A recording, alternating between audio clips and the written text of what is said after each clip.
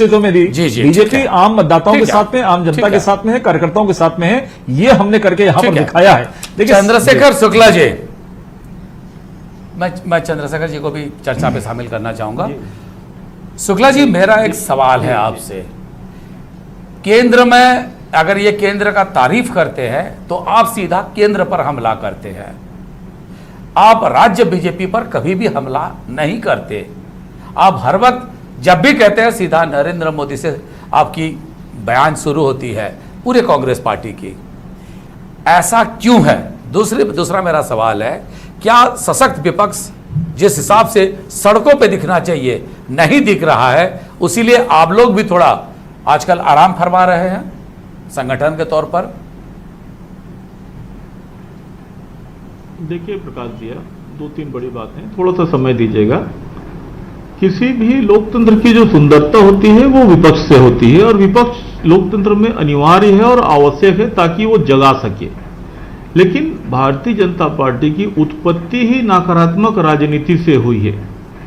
वो कभी ये पार्टी मुक्त, कभी वो पार्टी मुक्त की बात करते हैं, जबकि मैं कहता हूं कि विपक्ष लोकतंत्र की सुंदरता है। एक प्रश्न आपने कहा कि आप सीधे केंद्र में क्यों जाते हैं। दुर्भाग्य यह है कि भारतीय जनता पार्टी के अंदर, चाहे पूर्व में देखें चाहे वर्तमान में देखें, पहले सिर्फ अटल जी थे और आज 1 से लेकर 100 तक सिर्फ मोदी जी। इसके अलावा निचले स्तर पर कोई भी कुछ भी नहीं है।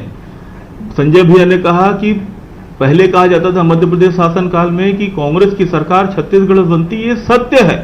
और इस 15 साल के दरमियान यदि छत्तीसगढ़ में भारतीय जनता पार्टी की सरकार रही तो वो अमर बेल की तरह ही, जो हमारे आंतरिक गुटबाजी, आंतरिक लड़ाई, आंतरिक परेशानियों की वजह से सत्ता में आई। चाहे 2003 के कुप्रसंग हो, चाहे 2008 की लड़ाइयां हो, चाहे 2013 का झीरम घाटी हो, भारतीय जनता पार्टी अमर बेल है। या सीधे आसान शब्दों में कहूं तो रायपुर का स्काई वॉक है जिसका नीचे कोई आधार नहीं है, इसलिए ये विरोध कर पाने की स्थिति में नहीं। और इनका वर्चुअल रैली तो हमारे पोगो चैनल और कार्टून चैनल के समान बड़ा लोकप्रिय हुआ है। लोग पूछ रहे हैं कि 20 लाख करोड़ का पैकेज कहां गया।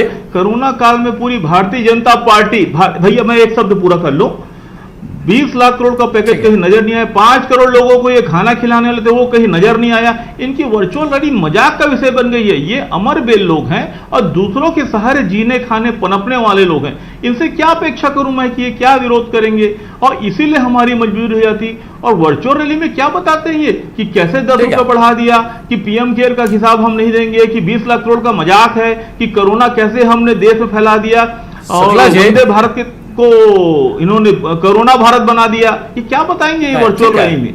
शुक्ला जी